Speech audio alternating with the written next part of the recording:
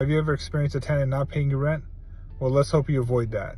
Because if you get a tenant with poor credit, bad history, or any issues, and then you have to go through the eviction process, you'll end up going through this right here. As you can see right here, this tenant has damaged the garage door, and then there's a bunch of damages on the front of the house.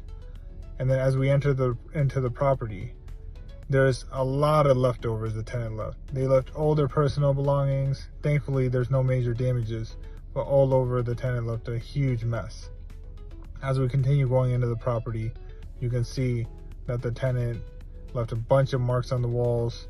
On the lower level, they left a fish tank. You can see a large fish tank with a bunch of dead fish, and this needs to be carried out. That's going to cost a lot of money. As we continue going on the second level, you can see the kitchen needs to be completely cleaned out. Could be further damages.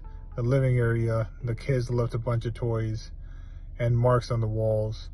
Even on the deck, the tenant left a bunch of items on the deck that need to be cleaned out. And then as we enter the master bedroom, the tenant left a bunch of items in the master bedroom, including the master bed, and in the master bathroom, it was a single guy. He left everything over there. And then the two bedrooms, the kids left a bunch of toys in there. So that's why you have to do your due diligence when picking the tenant.